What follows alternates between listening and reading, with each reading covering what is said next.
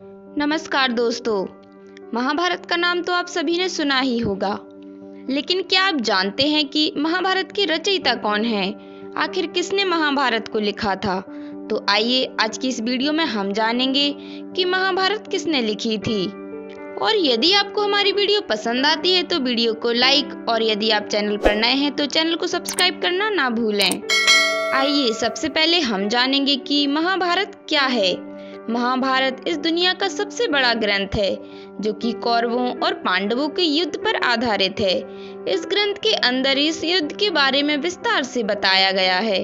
महाभारत के महत्व को आप इस बात से भी समझ सकते हैं कि इसे एक धार्मिक पुस्तक के तौर पर माना जाता है, जिसका अपमान करना धार्मिक अपमान माना जाता है। साथ ही इसे कभी भी घर में रखना अच्छा नहीं माना जाता है, क्योंकि ऐसी मान्यता है कि महाभारत घर में रखने से लड़ाइयाँ खत्म होने का नाम नहीं लेती हैं। आइए जानते हैं कि महाभारत होने का मुख्य कारण क्या है। आखिर क्यों हुई थी महाभारत? महाभारत कौरवों और पांडवों के बीच लड़ी गई थी। पांडवों की तरफ से भगवान श्री कृष्ण और कौरवों की तरफ से उनकी सेना ने लड़ाई की थी। यदि हम महाभारत की लड़ाई की बात करें तो इसके पीछे कई वजह बताई जाती हैं, जिसमें सबसे पहली वजह यह बताई जाती है कि यदि कौरव पांडवों को 5 गांव दे देते तो युद्ध कभी नहीं होता, लेकिन उन्होंने देने से मना कर दिया था। नतीजा ये युद्ध हो गया था। दूसरी वजह यह बताई जाती है कि यदि कौरव और पांडव जुआ नहीं खेलते तो भी यह युद्ध टाला जा सकता था। साथ ही यदि जुआ खेल भी लिया तो कम से कम द्रौपदी को दांव पर नहीं लगाते, जिससे ये युद्ध टाला जा सकता था। तीसरा कारण ये बताया जाता है कि यदि द्रौपदी दुर्योधन को अंधे का पुत्र ना कहती तो भी इस युद्ध को टाला जा सकता था। लेकिन इनमें से कौन सी बात पूरी तरह सच है, इस बारे में अभी तक पूरी तरह से सहमति नहीं बनी है। आइए अब जानते हैं कि महाभारत किसने लिखी थी। आखिर कौन है इसके रचयिता? महाभारत के लिखने की कहानी एकदम रोचक है। महाभारत को कहा जाता है कि महर्षि वेदव्यास जी ने लिखी है। वेदव्यास जी ने महाभारत की रचना हिमालय के अंदर एक गुफा में बैठकर तपस्या में लीन होकर की थी। लेकिन महाभारत के लिखने से पहले वेदव्यास जी के सामने एक गंभीर समस्या खड़ी हो गई थी।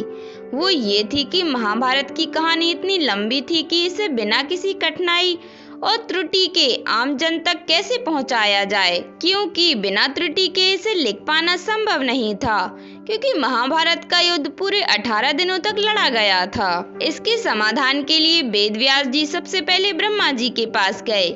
वहां उन्होंने खुद तो ऐसा करने से मना कर दिया, पर उन्हें गणेश भगवान के पास जाने का सुझाव दिया, क्योंकि वो ऐसा कर सकते थे। इसके बाद वेदव्यास जी गणेश भगवान के पास गए। गणेश भगवान महाभारत तो लिखने के लिए तैयार हो गए, लेकिन उन्होंने वेदव्यास जी के सामने एक शर्त रख दी। वो शर्त ये थी कि वेदव्यास जी महाभारत की कहानी को लगातार बोलते ही जाएंगे और गणेश भगवान लिखते जाएंगे। जहाँ भी वो बीच में विराम लेंगे वहीं से महाभारत को लिखना बंद कर दिया जाएगा। इसके बाद गणेश भगवान दोबारा से लिखना शुरू नहीं करेंगे। उनका कहना था कि महाभारत की कहानी जितनी भी बड़ी हो वो एक धारा प्रवाह में हो। लेकिन वेदव्यास जी जानते थे कि ये शर्त सामान्य नहीं है, इसलिए इसे पूरा कर पाना भी बेहद कठिन है। इसलिए महर्षि वेदव्यास जी ने भी भगवान गणेश के सामने एक शर्त रखी। वो शर्त ये थी कि महाभारत के बीच बीच में जो भी श्लोक आएंगे उन्हें पहले गणेश भगवान को समझना होगा, इसके बाद ही वो लिख सकते हैं। बिना समझे वो कोई भी श्लोक नहीं लिखेंगे। बस फिर क्या था, वेदव्यास जी बीच बीच में कठिन श्लोक बोल दिया करते थे। जब तक गणेश भगवान उनका अर्थ निकालते थे तब तक वो दूसरा श्लोक तैयार कर लेते थे, क्योंकि वेदव्यास जी भी परम ज्ञानी थे।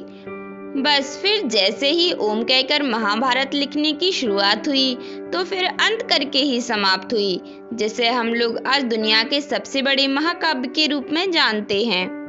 आइए जानते हैं कि महाभारत लिखने में कितना समय लगा था।